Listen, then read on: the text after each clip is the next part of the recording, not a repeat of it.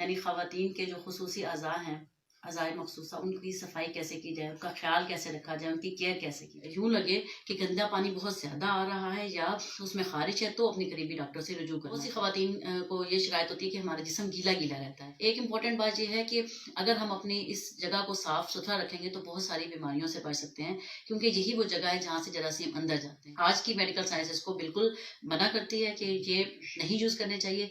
और pelvic inflammatory disease, ये infection इतना रेजिस्टेंट यानी इतना ज़िद्दी और गंदा होता है कि ये बहुत मुश्किल से ठीक होता है।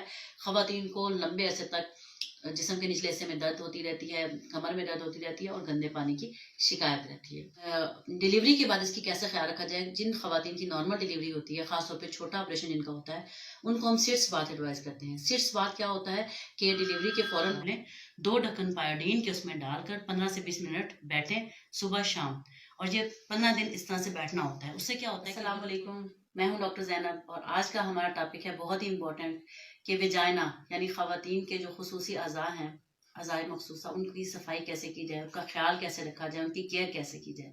तो वेजाइना जो है ये बहुत इंपॉर्टेंट ऑर्गन है। यही एक पैसेज है जिसके ज़रिए ये रास्ता है जिसके ज़रिए कि नॉर्मल डिलीवरी होती है और जिसके ज़रिए ये सारे जो तौलीदी अज़ा हैं, बच्चेदानी, अंडेदानी, ये आपस में इनका कनेक्शन होता है आउटसाइड वर्ल्ड से। तो वेजाइना की सफाई के बारे में मुख्तलिफ लोगों के मुख्तलिफ कॉन्सेप्ट है। कैसे वेजाइना को बाहर से साफ किया जाए, उसके लिए मुख्तलिफ तरीके हैं। जैसे कि आप हेयर रिमूविंग क्रीम यूज़ कर सकते हैं उन हेयर्स को रिमूव करने के लिए।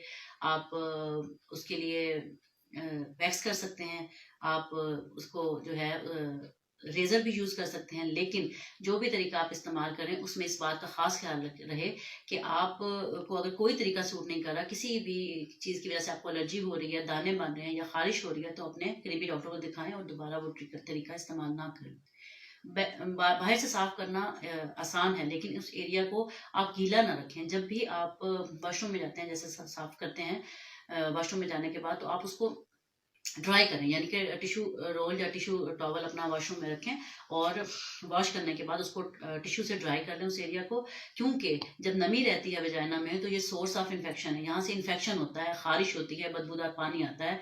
तो इस इन्फेक्शन को प्रिवेंट कैसे कर सकते हैं, यानी इस इन्फेक्शन से बचा कैसे जा सकता है? जब आप अपने एरिया को ड्राई रखेंगे, खास तौर पर सर्दियों में जब आपने डबल डबल ट्राउजर्स पहने हुए होते हैं तो वो एरिया वेट रह जाता है।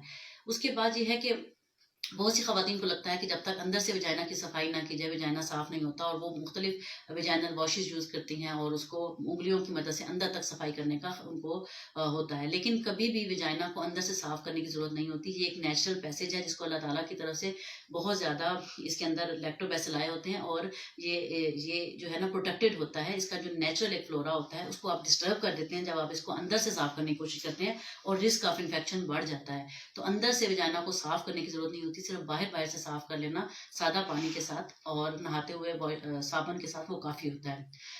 हाँ, ये बात है कि जब आपको यूँ लगे कि गंदा पानी बहुत ज़्यादा आ रहा है या उसमें ख़ारिश है, तो अपने करीबी डॉक्टर से रुजू करना चाहिए। इसके अलावा बहुत सी ख़वातीन को ये शिकायत होती है कि हमारा जिस्म गीला-गीला रहता है। देखिए, जिस तरह एक आँख है, अगर हम ऊपर से आँख का वज़ू करते हैं, यानी कि हम मुँह धोते हैं, तो हम कभी भी आँख में उँगलियाँ मार के उसको साफ़ नहीं करते। इसी तरह वजाइना के भी अंदर उँगली नहीं लगानी होती। इसके अलावा आँख हमेशा आपने देखा होगा गीली रहती है, खुश्क नहीं होती। अगर आँख खुश्क हो जाए, तो वो अपना काम फ़ंक्शन नहीं कर सकती। वजाइना में भी बहुत सारे ग्लैंड्स होते हैं जो उसको लुब्रिकेट रखते हैं, जो उसको गीला रखते हैं। अगर वजाइना बिल्कुल ड्राई हो जाए, तो वो अपना काम नहीं कर सकता। तो ये ज़रूरी है कि उसमें ये ग्लैंड्स अपना काम करते रहें।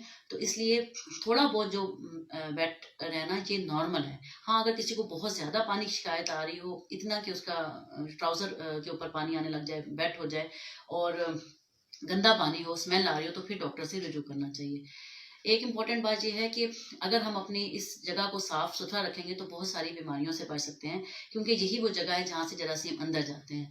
अब अगर आपने अच्छे जो आप ख़ास तौर पे कपड़े यूज़ करते हैं, अंडरगारमेंट्स, वो बहुत ज़्यादा रेशमी हों या इरिटेटिंग हों, तो वहाँ से भी आपके इन्फेक्शन का रिस्क होता है। तो वो साफ़ कपड़ा होना चाहिए, नायलॉन का अंडरवियर होना चाहिए, और ख़ास तौर पर जो पैड्स ख़वातीन माहवारी के दिनों में यूज़ करती हैं, उन पैड्स को सैनिटाइज़ होना चाहिए, सैनिटरी पैड्स यूज़ करने चाहिए। कुछ ख़वातीन टेम्पन यूज़ करती हैं। टेम्पन क्या होता है? एक कॉटन स्पंज होता है जो वजाइना के अंदर रख दिया जाता है, और जब तक पीरियड ख़त्म नहीं होते या 2-3 दिनों के बाद उसको निकाला जाता है, जब वो पूरा ब्लड से भर जाता है। तो ये टेम्पन जो है ख़ास तौर पर इन्फेक्शन का सोर्स है। आज की मेडिकल साइंस इसको बिल्कुल मना करती है कि ये नहीं यूज़ करने चाहिए। सैनिटरी पैड यूज़ करने चाहिए, और वो भी 3 से 4 घंटे बाद जब आपको लगे कि वेट हो गया है तो उसको चेंज कर लेना चाहिए। और माहवारी के दिनों में भी वजाइना को बिल्कुल वैसे ही वॉश करना चाहिए जैसे आप आम दिनों में करते हैं। इसकी तहारत, इसकी सफाई बिल्कुल वैसे ही करनी चाहिए। और कुछ ख़वातीन माहवारी के दिनों में कपड़ा इस्तेमाल करती हैं, तो मेक श्योर कि आप उसको बहुत अच्छी तरह धो लें। अव्वल तो अगर आप कॉटन के पैड बना सकती हैं तो साफ पैड यूज़ करें, और क्योंकि ये भी एक सोर्स ऑफ इन्फेक्शन होता है। उसके बाद अगर आप इस किस्म की चीज़ें जो हैं, जैसे कि जो आपकी डिफरेंट क्रीम्स होती हैं या डिफरेंट वजाइनल लुब्रिकेंट्स होते हैं या वजाइनल वॉशेस होते हैं जो यूज़ किए जाते हैं, मार्केट में अवेलेबल होते हैं उसके लिए धोने के लिए, उसको वॉश करने के लिए, तो इनका मेडिकल साइंस में कोई इतना रोल नहीं है। हाँ, अलबत्ता अगर आप इसको इस एरिया को क्लीन रखेंगे तो आप पीआईडी यानी पेल्विक इन्फ्लेमेटरी डिजीज से बच सकते हैं। पीआईडी क्या होता है कि इन्फेक्शन वजाइना से होता हुआ बच्चेदानी में, बच्चेदानी से ट्यूबों में और ट्यूबों से ओवरी में चला जाता है। और पेल्विक इन्फ्लेमेटरी डिजीज, ये इन्फेक्शन इतना रेजिस्टेंट यानी इतना जिद्दी और गंदा होता है कि ये बहुत मुश्किल से ठीक होता है। खवातीन को लंबे अरसे तक जिस्म के निचले हिस्से में दर्द होती रहती है, कमर में दर्द होती रहती है और गंदे पानी की शिकायत रहती है। तो जहाँ तक बात है नॉर्मल डिलीवरी की, नॉर्मल डिलीवरी के बाद कैसे ख्याल रखा जाए। अगर आपका पेशेंट का छोटा ऑपरेशन हुआ है तो उस जगह पे हम एडवाइस करते हैं सिट्स बाथ, यानी दवाइयों के साथ आप पानी का, एक नीम गर्म पानी का टब लें, 2 ढक्कन पायोडीन के उसमें डालकर 15 से 20 मिनट बैठें सुबह शाम। और ये 15 दिन इस तरह से बैठना होता है। उससे क्या होता है कि वो जो छोटा ऑपरेशन हुआ होता है, जो टांके लगे होते हैं, वो जगह ठीक हो जाती है। लेकिन इसके साथ साथ उसको सिट्स बाथ के बाद उस एरिया को ड्राई कर लें।